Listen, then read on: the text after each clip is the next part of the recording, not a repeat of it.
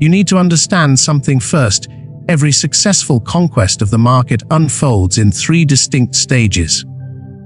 First, the siege. This is where you identify your target, assess the battlefield, and gather resources. Nothing flashy happens here. It's preparation, positioning, and patience. Second, the skirmish. This is the phase of unstable growth. You advance, retreat, make mistakes, and learn the terrain through trial and error. Momentum is inconsistent, but knowledge compounds fast. Finally, sovereignty. This is mastery. You no longer react, you dictate. You set prices, terms, and tempo. The game bends around you. Most people fail because they treat these stages like a hobby, something casual, something flexible, instead of what they are, a military campaign. I'm telling you this now. A small group of you listening to this will command over 100,000 in income by the end of this year, not because you're lucky, but because you decided to stop playing and start winning. We're going to break this down into 15 tactical steps to secure your wealth in exactly 12 months. Step 1. The declaration of total war. You must decide once and for all that every other interest, every hobby, every social obligation comes second to this objective. Financial dominance is no longer something you want. It is something you prioritize above all else. Machiavelli warned us, "He who neglects what is done for what ought to be done sooner affects his ruin than his preservation." To avoid ruin, you must adopt a wartime calendar. If an activity does not generate capital, sharpen a lethal, monetizable skill, or maintain your physical vitality so you can stay in the fight, then it is a distraction, and it must be eliminated. For the next year, you are not busy. You are building a fortress. This requires a level of pragmatism most people find repulsive. It means accepting work that feels beneath your ego, living far below your current status, grinding on a side project while your peers burn money they haven't earned. The true secret of the elite is something I call embarrassment tolerance. To climb the ladder, you must be willing to be mocked by those still standing at the bottom. Look at Jeff Bezos in the early days, working out of a garage, using a desk made from an old wooden door. To the average person, he looked delusional, cringe, a joke. But he understood something most never will. It is far safer to be feared than loved. And in business, the ultimate form of fear is success so overwhelming that your former critics can no longer afford to speak your name. If you can tolerate looking foolish for 1 year, you earn the right to live as a master for a lifetime. You need one single metric to judge your progress. Set your target at 10,000 per month. This is not a fantasy. It is not motivation. It is math. Take a notebook. Write down the date exactly 1 year from today. By that deadline, you will cross the 5-figure mark. No excuses, no detours, no retreat. Before we go any further, you need to take one decisive action.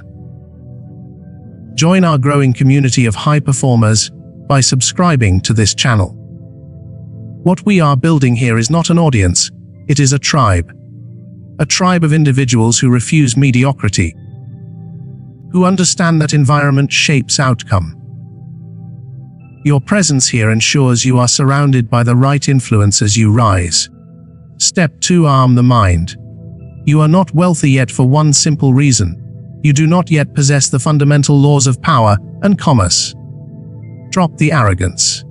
Start studying.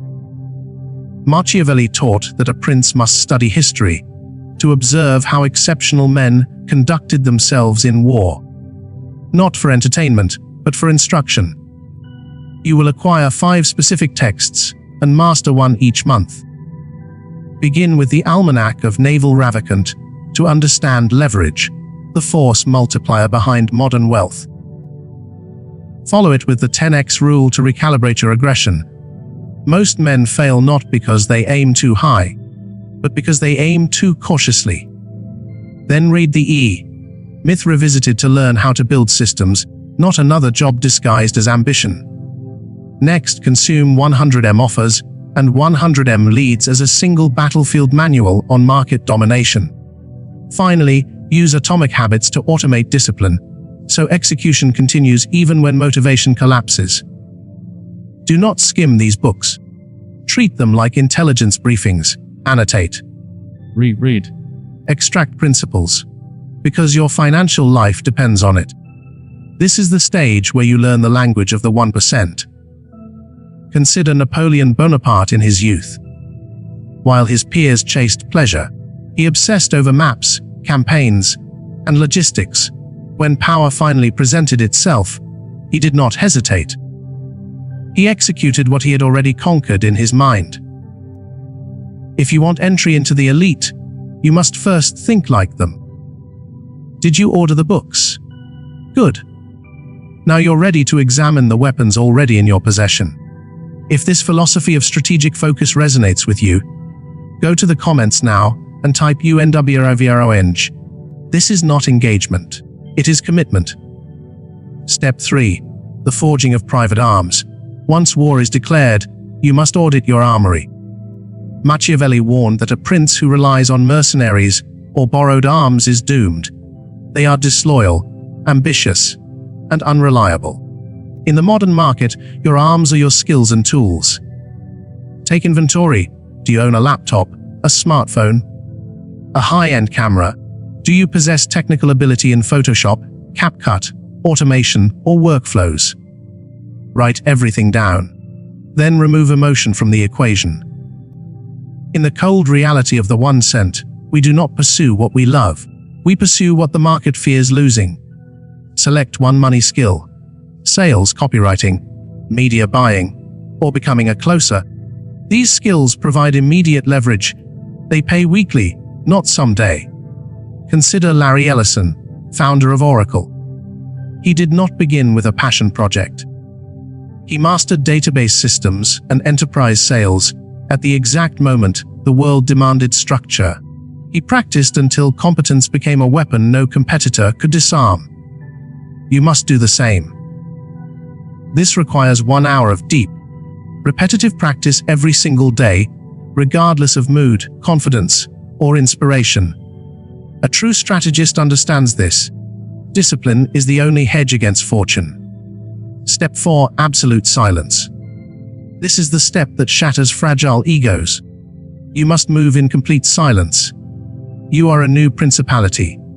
And as Machiavelli observed, people welcome new rulers until those rulers threaten their comfort. Do not tell your friends. Do not tell your family. Do not announce your plans online. They will not understand, and worse, they do not truly want you to win.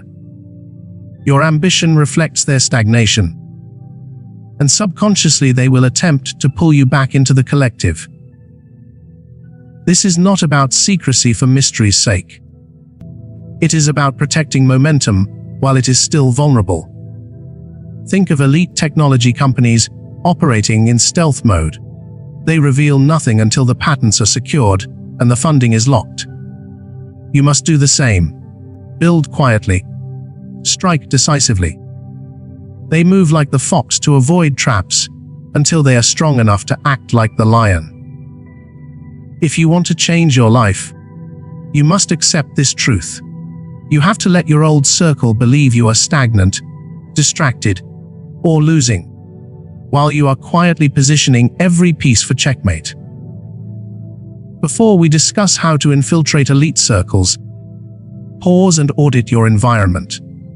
Go to the comments now and answer this honestly. What is one distraction or mercenary influence you are cutting out today to protect your focus? Step 5. Change your geography. Not just physically, but mentally and spiritually. A seed cannot grow in the shadow of a dead tree.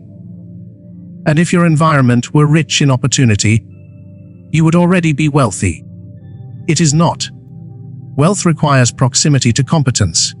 In the 15th century, men seeking power moved to Florence, to the Medici court, where influence, capital, and strategy converged. Today the locations have changed, but the principle has not. You trade nightclubs for industry seminars, local bars for high-ticket workshops, familiar faces for mentors who have already conquered the terrain you desire. Study the PayPal mafia. Before they dominated Silicon Valley, they were a small, ruthless circle of competent individuals, challenging, refining, and sharpening one another daily. They didn't get lucky. They engineered an ecosystem where success was inevitable. If you have no money, attend every free event where winners gather. If you have some money, spend it on feedback, not vanity. Pay for a coach, a community, or a consultant who can correct your form. This is not consumption. This is investment in precision. Every insight you gain goes into that notebook. You are no longer a student. You are an apprentice to masters. Now, your tools are sharpened. Your plans are shielded by silence. You are ready to choose your first target. But understand this: attacking the wrong market will drain your treasury before the real war begins. Step 6. The first strike. Choosing your prey. Choose with clinical precision. In the world of power, there is no virtue in serving the weak. Machiavelli warned that a prince who relies on those without resources will be abandoned the moment pressure arrives. Do not sell to the broke. Do not try to convince the fearful. Scarcity thinking cannot sustain opportunity. Instead, target those who already view money as a tool, not an emotion. Dentists, corporate law firms, high-end real estate teams, established digital creators. These people already have budgets. More importantly, they have urgency. Study Bernard Arnault of LVMH. He did not build an empire selling to the masses. He acquired brands that serve the patrician class, people who pay for speed, status, and certainty without hesitation. Your offer must be stupidly simple. One sentence, one deliverable, one timeline, one price, locked in for the next 90 days. You are not a generalist. You are a specialist. Specificity creates speed. Tell a real estate agent exactly what problem you solve, exactly how long it takes, and exactly what result they get. No fluff, no options, no confusion. The first strike must be clean. I will generate 20 qualified seller leads in 30 days, or you don't pay. That is the offer. Simple, aggressive, enforceable. You don't need complexity. You need a lethal contract and a way to collect tribute, Stripe, PayPal, or direct wire. Do not obsess over websites, logos, or business cards. A prince does not win battles with a decorated tent. He wins with a sharp sword and a clear objective. Step 7. The race to proof. Your greatest enemy is not competition. It is your lack of legitimacy. You must secure 100 from a complete stranger as fast as possible, even if it costs you 100 worth of effort to do it. This is not about profit. This is about your first conquest. You do not learn how deals are made from books. You learn by looking a man in the eye, or through a screen, and asking him to part with his capital in exchange for your value. Study the early careers of elite performers. Take Lawrence Graff, the king of diamonds. He didn't begin as a legend. He treated every interaction as a psychological experiment until he understood what made powerful people say yes. Use adult language. Do not beg. Do not explain yourself to death. Ask directly, are we moving forward today? Or should I close your file and offer this slot to your competitor? If you fail, do not mourn. Failure is reconnaissance. You are collecting missing intelligence about your market. You win this step the moment someone, who doesn't know your name, sends you money because they believe you can deliver a result. As soon as you see that first signal of victory, go to the comments and type Fiastiastirak. This is your transition from theory to action. Step 8. Codify the win. Once you find something that works, you turn it into law. Machiavelli taught that a wise prince builds institutions so the state can function without his constant oversight. This is where you document everything. What you did, how you did it, the order, the words, the timing. You create templates, checklists, scripts. You are no longer freelancing. You are building a wealth machine. Look at McDonald's under Ray Kroc. The genius was never the burger. It was the operations manual. A system so precise a teenager could replicate mastery. Every success must be captured. Testimonials, before and after results, metrics, case studies. These are your battle honors. When a new prospect sees what you did for the last client, the sale is already half won. Customers are afraid. They fear you won't deliver. Proof is the only thing that kills fear. The more proof you stack, the higher your rent becomes. You are no longer a worker. You are becoming an indispensable asset. Now, with process and proof in place, you are no longer a scout. You are an invader. But no invasion survives without supply lines. Step 9: Concentration of force. Machiavelli warned that a prince must never divide his army when he can strike with the whole. In business, this means one thing: dominate a single distribution channel. Most people fail because they try to be everywhere. Instagram, TikTok, email ads, and end up irrelevant everywhere. Choose one channel. Become the loudest voice in that room. Be annoying if necessary. Your enemy is not competitors. Your enemy is obscurity. Study Steve Jobs when he returned to Apple. He cut dozens of products down to 4, then focused all energy on owning the mindshare of a single class, creatives. You must do the same. Spend the first half of every day promoting. In the hierarchy of power, the one who sells the work will always outrank the one who does the work. Before we move to the next phase, join our growing community by subscribing to the channel. We are building a tribe of modern strategists, people who understand that wealth is a byproduct of discipline, and power belongs to those who act deliberately. Alignment with the 1% is not accidental, it is chosen. Step 10: Selection of ministers. Machiavelli identified 3 types of intellect: those who understand on their own, those who understand when shown, and those who never understand at all. You must be the first, and you must hire the second. When demand exceeds your capacity, you do not grind harder, you delegate. Hire others to handle the repetitive 80%. You retain the critical 20%. Sales, strategy, problem solving, and collecting tribute. This is how rulers scale power without diluting authority. Do not hire a business partner. Hire a contractor. A hire must return 3 times what you pay them, minimum.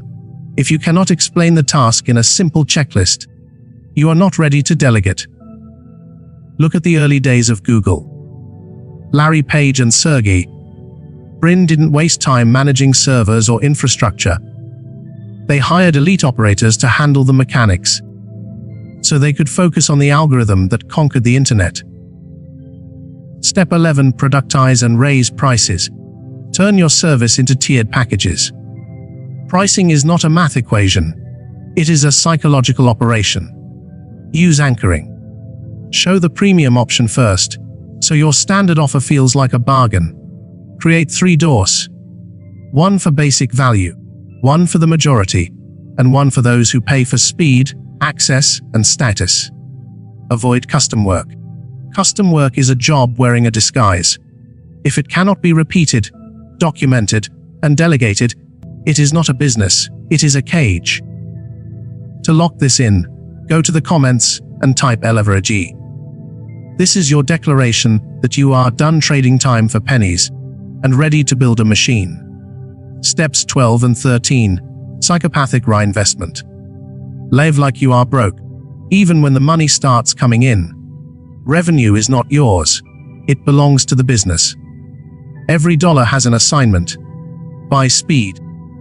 Buy better tools to increase quality. or buy the time of specialists who remove bottlenecks. Machiavelli warned that a prince who spends too freely eventually becomes poor and despised. Treat capital like fuel for an invading army. Reinvest aggressively into automation and education. Step 14. Leverage and ownership. This is where real wealth appears. The 1% do not ask, "How do I work harder?" They ask, "Who owns the value? And how do I scale it?" They understand arbitrage, acquire value cheaply, then sell it at a premium through positioning, systems. Step 15. Volume over inspiration. Success is not about motivation. It is about volume. Business is math, not art. You do not need a new idea every week. You need more reps through a proven process. The wealthy treat business like a factory. Same inputs, same process, predictable outputs. Here is the timeline most refuse to accept. You will see money in year 1. You will find stability in year 3. And you will be called an overnight success in year 10. Time will pass whether you act or not. You might as well spend it, becoming the master of your financial destiny. This framework is what every 7-figure earner followed, even if they only recognized it in hindsight. Now the advantage is yours. The only remaining step is action.